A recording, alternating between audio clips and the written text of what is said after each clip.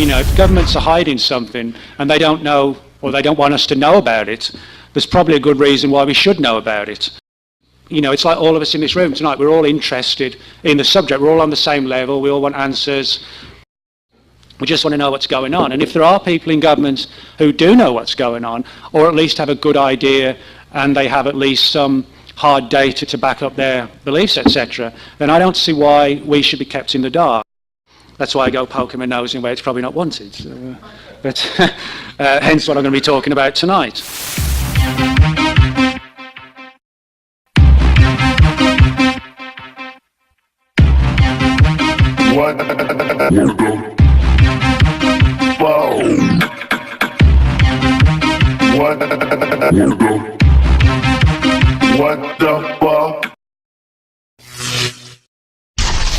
What I'm going to talk about tonight is a subject that I guess is kind of a strange one that most people don't really have much of an awareness of, and I didn't have much of an awareness of until I started to dig into it. Now, we all know, of course, that over the years, agencies like the CIA, FBI, Air Force, they've all looked into the UFO phenomenon, but pretty much from the modern era, the 1940s onwards. But until I started to dig into this further, I didn't realise the sheer extent to which agencies had literally delved into things like the pyramids, Noah's Ark, the Dead Sea Scrolls, things like this. And of course, this begs a couple of questions. What is so significant about these events that attracts government interest? And why should the government be interested in the first place? You know, you would imagine archaeological mysteries would be something for archaeologists or historians or theologians, not for the finest minds in the Pentagon.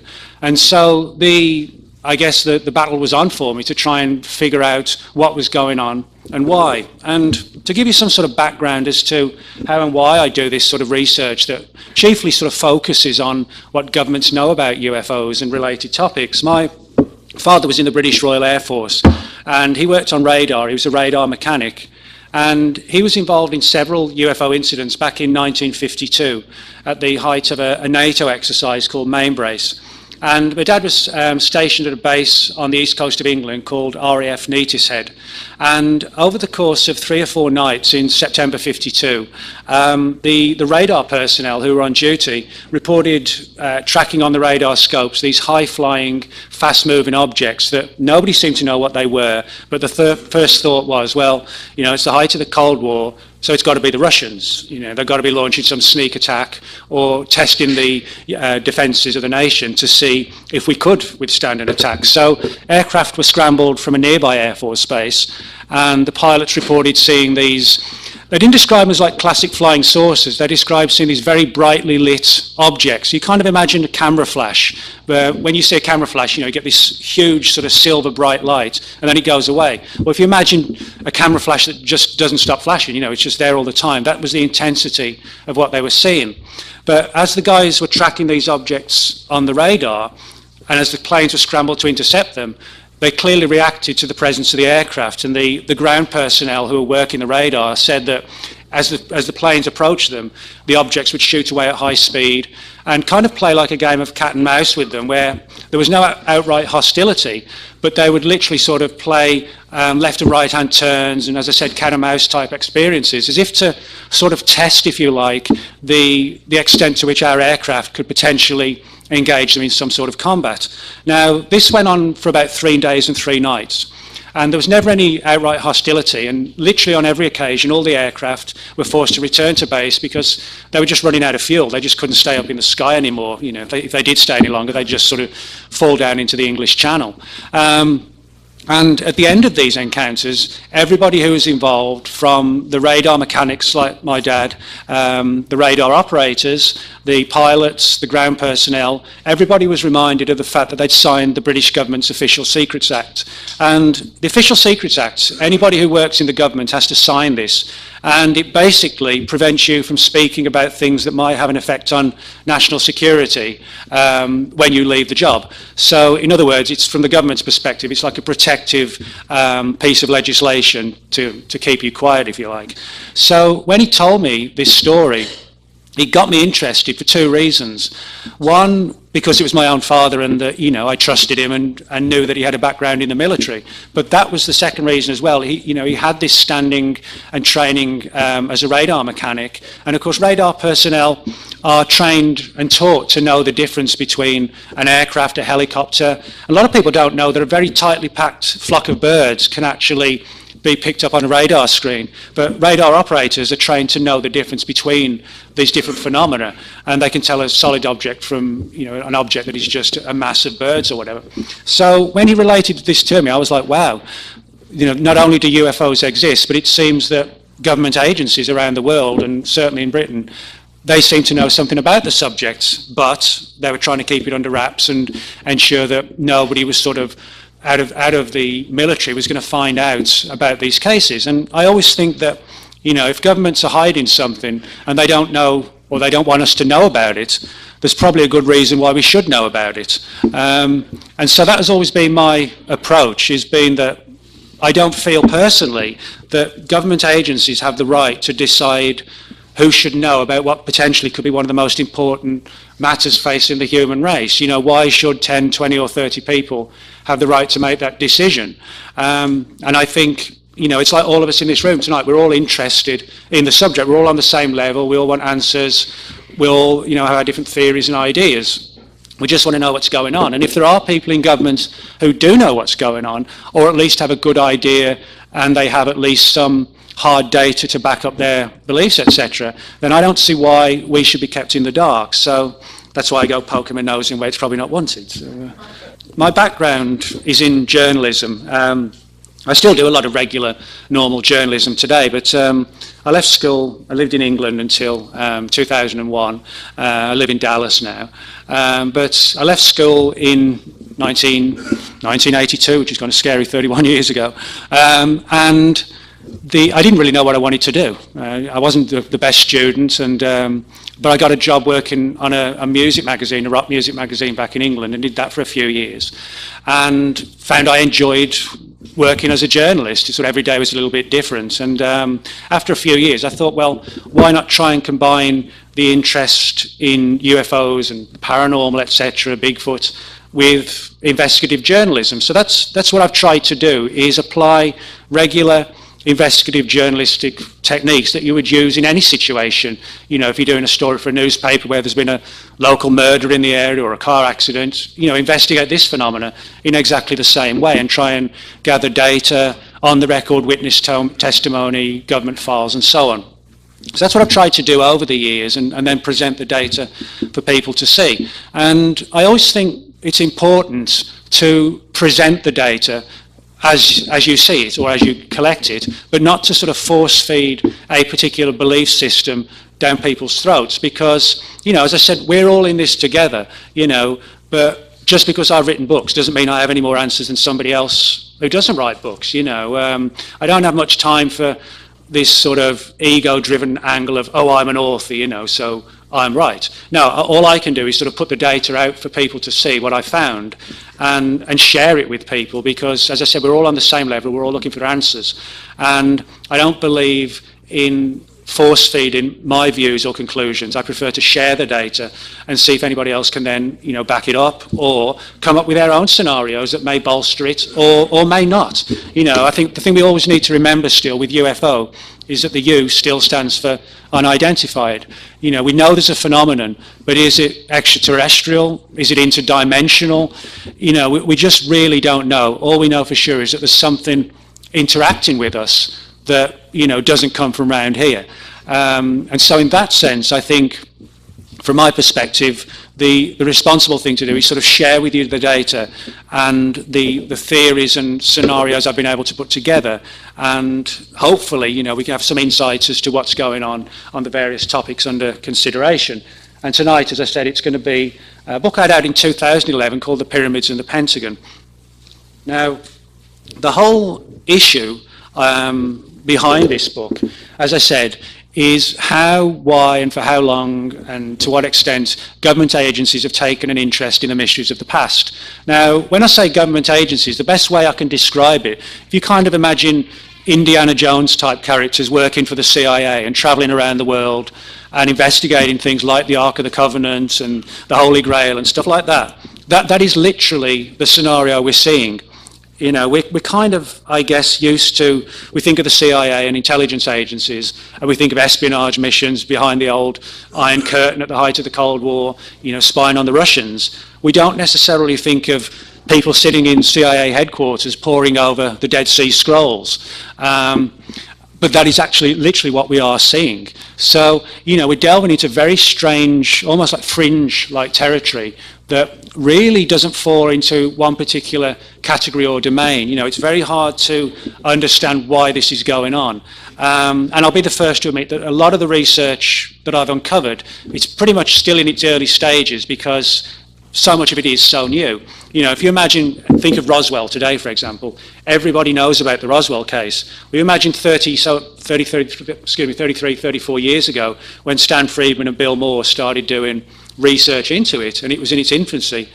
It was very much new territory, and that's kind of like with this, that we're seeing doors starting to open, we're seeing a few files beginning to surface, and we're putting the strands together, showing that, as I said, in the same way that from the 40s onwards, the government heavily investigated UFO reports, they had this other, arguably even sort of more covert and secret program to dig into the mysteries of the past.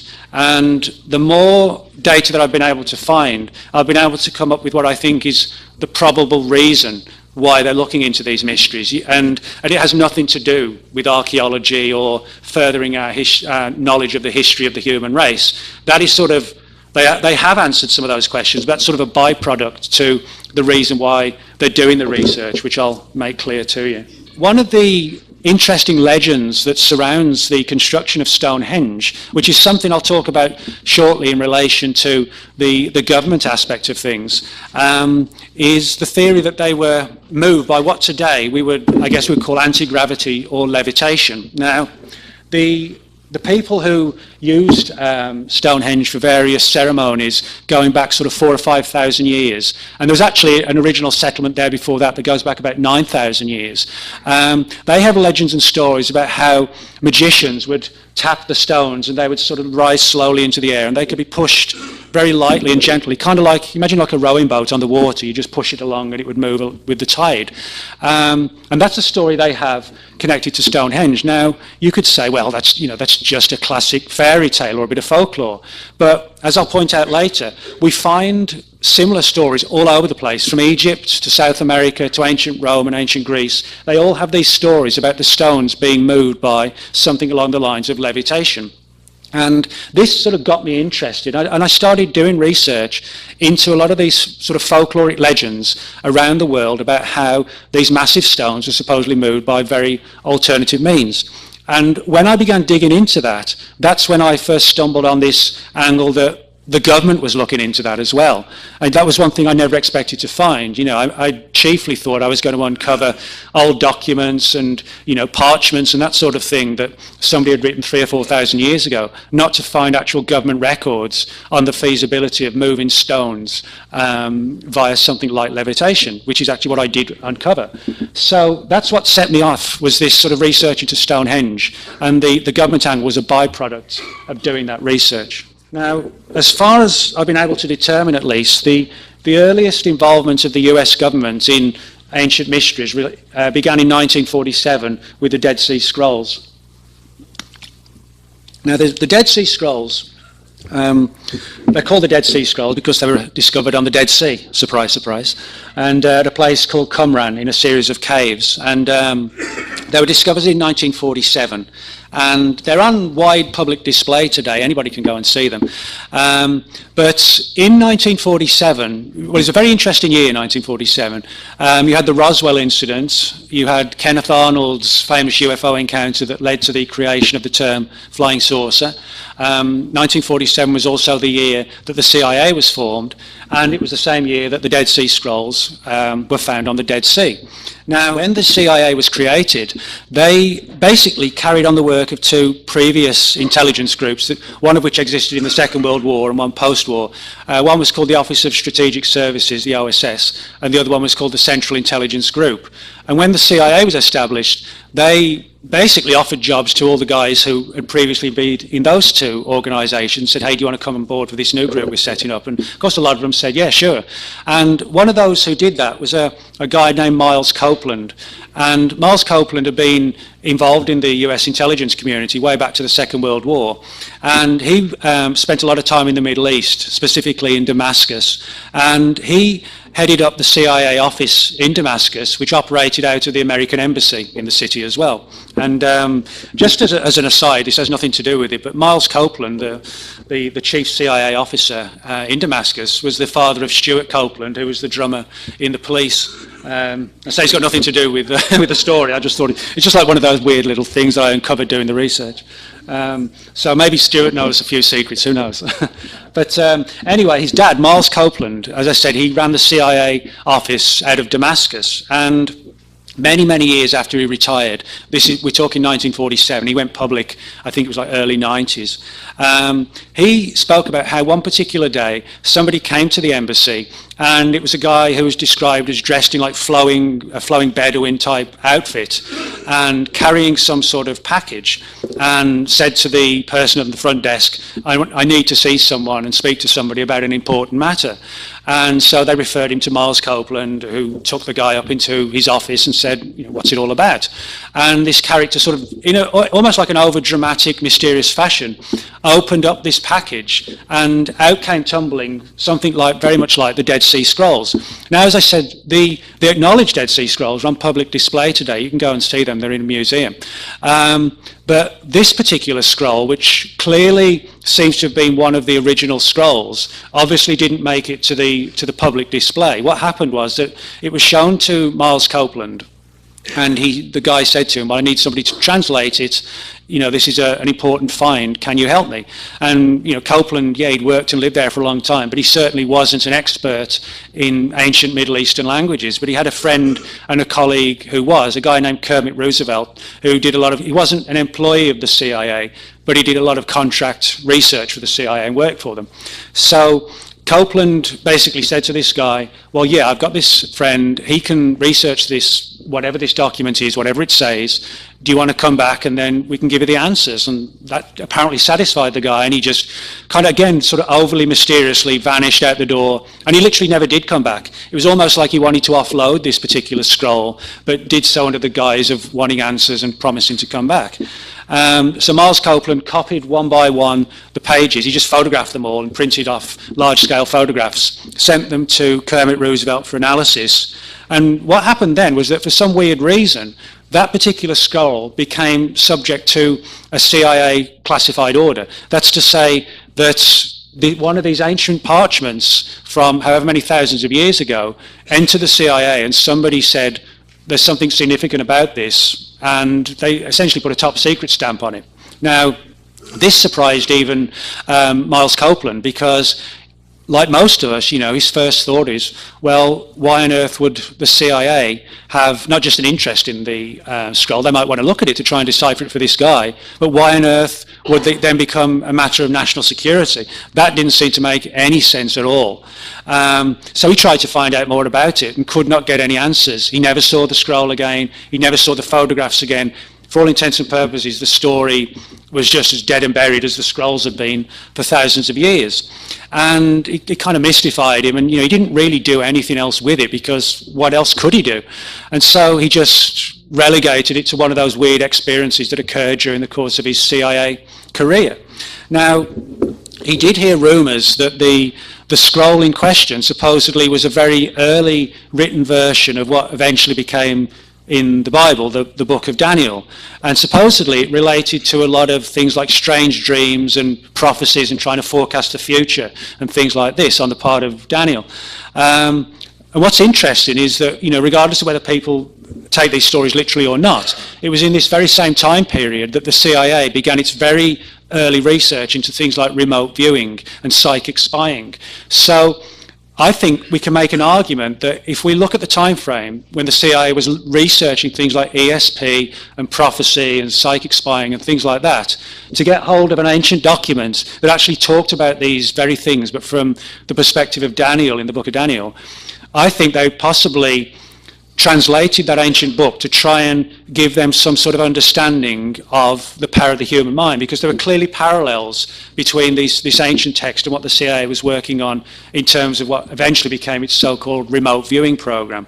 So what we're seeing here is probably the earliest example of why intelligence agencies have taken an interest in the mysteries of the past, and it's because where there's some sort of military potential or military capital gain, if you like. So, it isn't so much about furthering our knowledge of archaeology, of history, of the Bible, or any, Middle Eastern religion. It's about, is there some sort of value we can learn or gain from studying these phenomena that we could turn into like a military objective, if you like. I hope that's sort of given you a few indications and ideas as to the history of how and why government agencies have looked into the ancient past and why they've done it, and how it also opens doors for a lot of secret history or lost history about our own civilization, that if that surfaces as well, which it may well do if these agencies have files on that also, which may well, if that surfaces, could potentially give us profound data and profound shocks as well in regard to our history as a civilization and the perils we might need to look for in the future to ensure that we don't go the same way potentially as some of these master societies that came before us, if you like. So thanks very much, and if anybody's got any questions, I'll be pleased to answer them.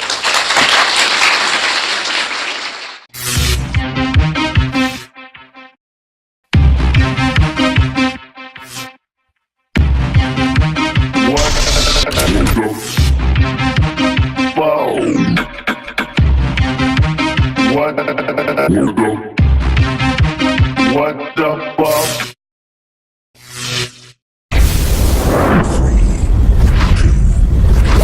If governments are hiding something and they don't know or they don't want us to know about it, there's probably a good reason why we should know about it.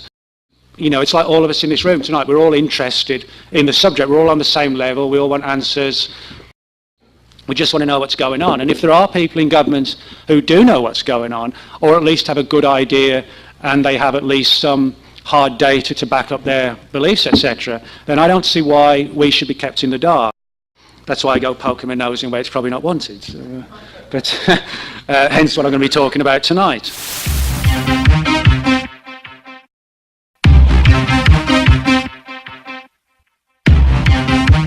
What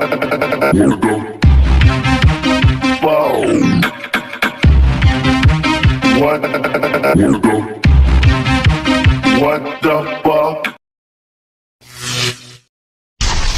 What I'm going to talk about tonight is a subject that I guess is kind of a strange one that most people don't really have much of an awareness of, and I didn't have much of an awareness of until I started to dig into it.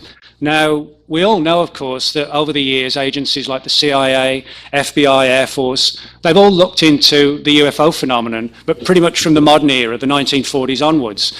But until I started to dig into this further, I didn't realize the sheer extent to which agencies had literally delved into things like the pyramids, Noah's Ark, the Dead Sea Scrolls, things like this.